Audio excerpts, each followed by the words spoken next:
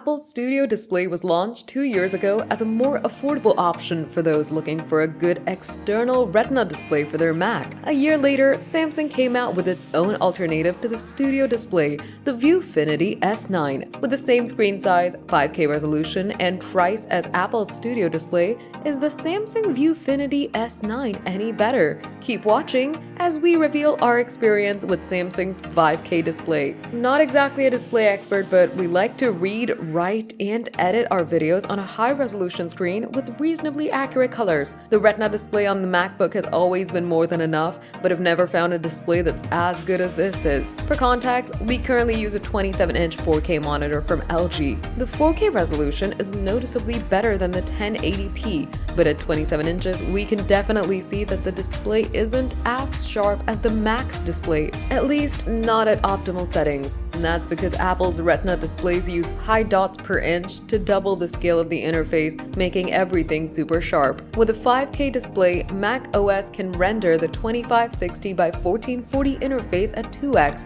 taking advantage of the full 5120 by 2880 resolution at 218 pixels per inch. With a 27-inch 4K display, you either get a scale with larger elements or you lose sharpness at a lower HIDPI. And that's why the Apple Studio Display has 5K resolution. However, there aren't many 27-inch 5K displays out there, and although Studio Display sounds like the most obvious and best option for Mac users, it's always nice to have some competition. In the US, both Apple Studio and Samsung ViewFinity S9 cost $1,599, but although they are similar in many ways, they have their pros and cons. The first thing we notice when setting up the Samsung ViewFinity S9 is that there's no denying that Apple has a much more seamless unboxing and setup process. We had to tighten a few screws, connect the screen to a stand, and spend a few minutes setting up the ViewFinity S9 before using it with the Mac. Studio Display, on the other hand, comes ready to use. Here, we noted the first compromise Samsung made with its ViewFinity S9, the materials. Only the stand is made of metal, while the rest of the display is made of plastic.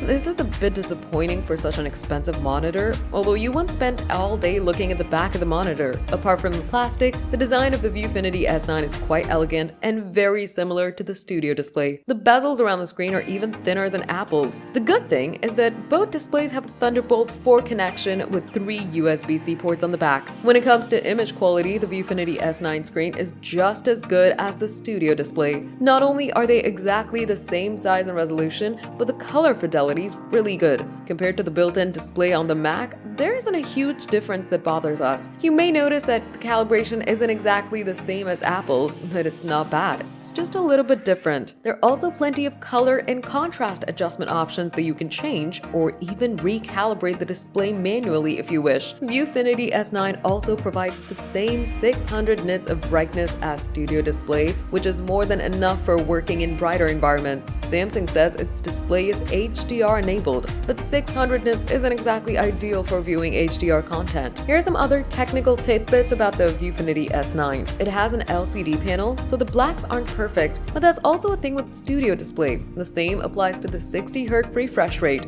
ViewFinity S9 also supports the DCI P3 color space for a wide range of colors, making everything look more vivid. After a few days, you feel like you're using a screen made by Apple. So, what are the advantages of ViewFinity S9 compared to Studio Display? Since they're the same price, Samsung has included some differentials in its hardware to make it more appealing. For instance, the ViewFinity S9 has a matte display by default. On the Apple side, customers have to pay an additional $300 to get the version with nano texture glass. We're a fan of glossy screens, but Samsung believes that matte screens are a huge plus for professionals working in studios with bright lights behind them. And if you opt for the Samsung display, you'll save $300 on that. Samsung also includes a stand with tilt and height adjustment as standard. When it comes to the Studio Display, customers can opt for a more expensive stand with height adjustment, which increases its price to $1,999. And if you choose the adjustable stand and nano texture glass, you'll pay $2,299 for your Studio Display.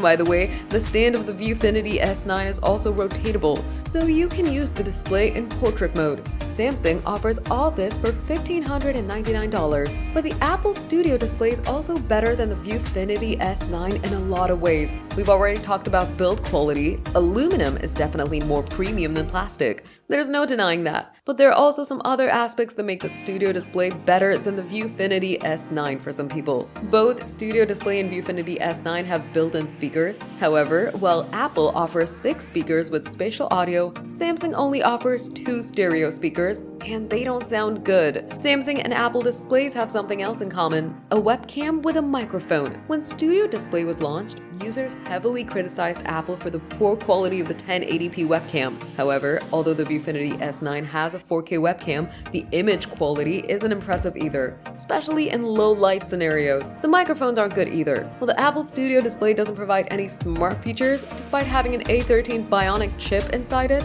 the Samsung ViewFinity S9 tries to be a TV and a monitor combined. You can't connect an antenna to it, but it runs the same Tizen operating system as Samsung TVs.